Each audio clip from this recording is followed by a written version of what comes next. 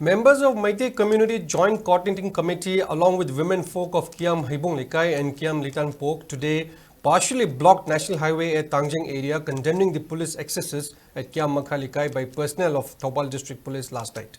Speaking on the sideline, a Maira Paibi leader condemned the high-handed action of police personnel which caused panic and intimidation among residents of Thoubal Kiam Makha Likai. She urged police personnel to inform the local clubs before carrying out such actions.